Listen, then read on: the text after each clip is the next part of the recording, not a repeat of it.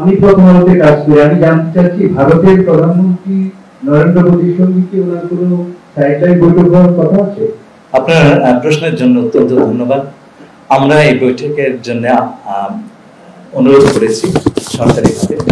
আমরা আমাদের আশা করার সঙ্গত কারণ আছে যে বৈঠকটি হওয়ার যথেষ্ট সম্ভাবনা রয়েছে। দেখুন, আঞ্চলিক জোটগুলি যে কাজটি করে সেটা হচ্ছে সকল দেশের শক্তিগুলোকে এক জায়গাতে করে বিভিন্ন সমস্যার সমাধানে প্রচেষ্টা চালায়।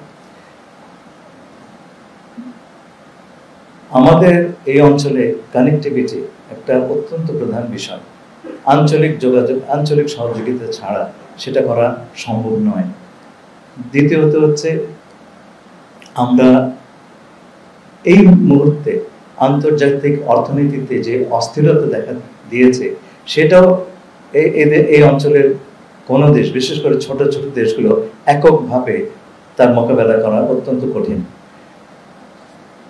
আপনি যখন জোটবদ্ধভাবে এই সমস্যাগুলোর সমাধানের চেষ্টা করবেন, সমস্যা সমাধানের সম্ভাবনাটাও সেই পরিমাণ বাড়বে। আপনাকে আশাবাদী থাকতেই হবে। এটা সত্যি 25 বছর বিমস্টেকে আমরা উল্লেখযোগ্য ফুটপ্রিন্ট দেখতে পাইনি, কিন্তু সেই সঙ্গে এইবার প্রথমবারের মতন কিছু ফোকাস এরিয়া, এবং সেগুলো খুব প্র্যাকটিক্যাল, সেই ফোকাস এরিয়াগুলো নির্দিষ্ট হয়েছে।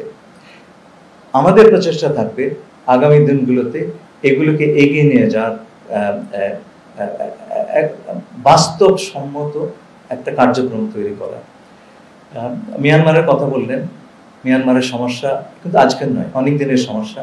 তা সত্ত্বেও আপনার বাকি দেশগুলো, এবং সম্ভবত যখন হোপফুলি ভবিষ্যতের কোনো একটা সময় যখন কিছুটা শান্তি এবং স্বস্তি মিয়ানমারে ফিরে আসবে, আপনি রিজিওনাল কোঅপারেশনের মাধ্যমে যা করতে পারবেন, একক শক্তিতে কোনো দেশের পক্ষে সেটা করা খুবই দুরূহ। সেই কারণে আমরা অন্তত আশাটা বজায় রাখবো যে বিমস্টেক তার রোলটা প্লে করবে।